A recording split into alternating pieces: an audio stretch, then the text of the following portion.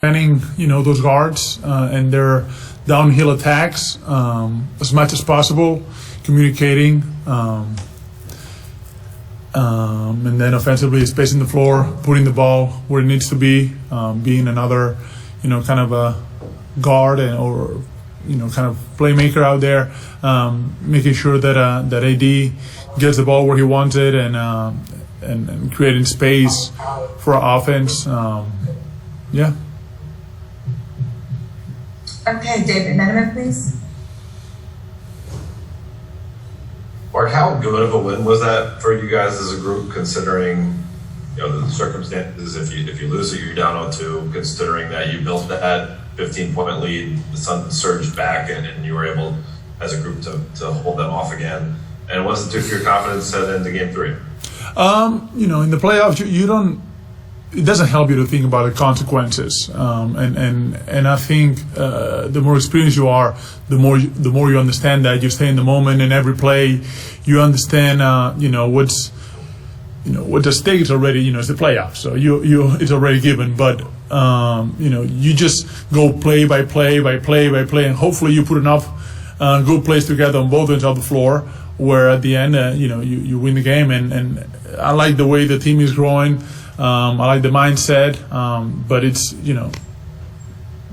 just now it's next game, and that the Game 3 is the only game that really matters. You can go or overthink after that, and one game at a time, and trying to get to 16 wins.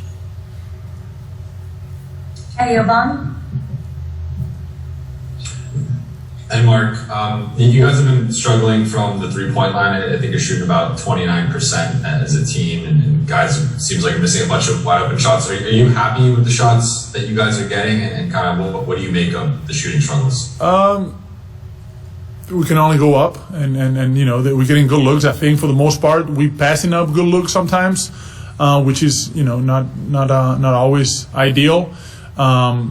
The most important thing is the offense are creating good shots. The offense is creating shots for some of the guys. I'm sure that you take those shots back and then you replay them on your head. And today, a day like today, in between, you kind of go through the muscle memory of those shots and trying to clean it up and take them with confidence. Every shot that you don't take, it's a miss. So I like the shots that we're getting. I like when Bron and AD are aggressive like that, creates collapse defensively for the other teams.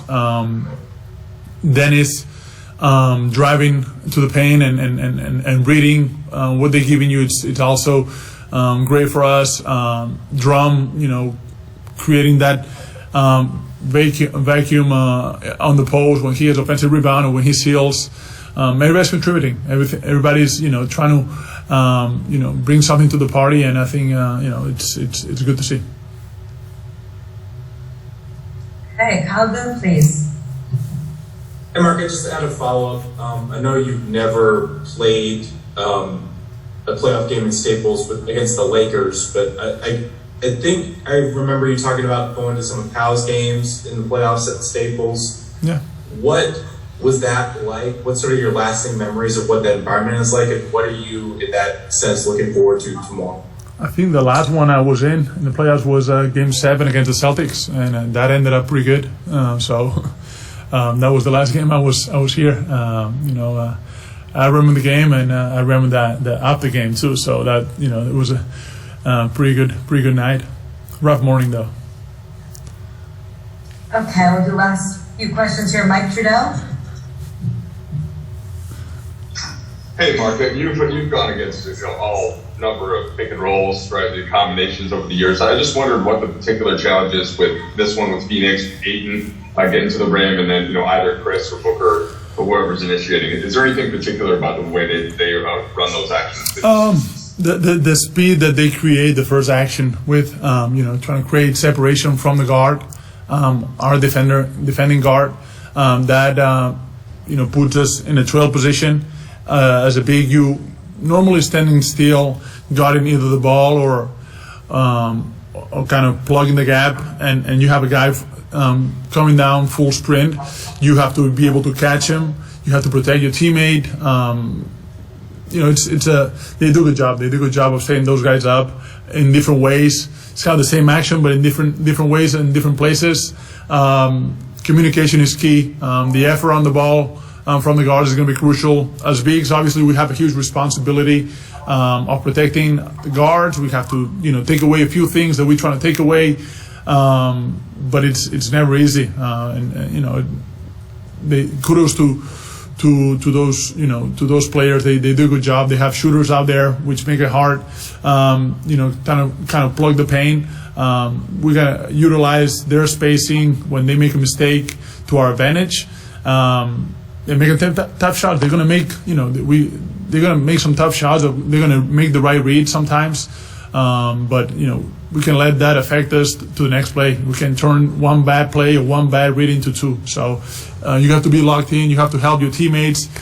Multiple effort thing. So pretty common. Okay, last two questions, Mark Medina. Hey Mark, good to see you. I got a two-part question here about mental health. How do you compare what the challenge has been like this season versus in the bubble, and what's been your approach in trying to deal with these unique and tough circumstances this season? I'll take anything but the bubble. I'll take anything over the bubble.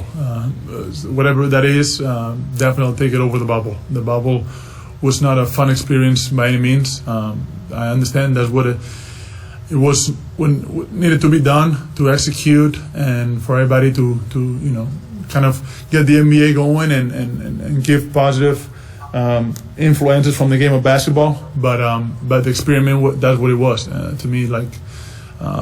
It's not a fun one, or I would like to be part of one of that matter again. The challenge of the season, it's ever changing circumstances. And you have to continue to adapt to what's happening. The protocols change from one day to another, from one city to another. So you kind of go into your own routine. And now with the, luckily we fully vaccinated.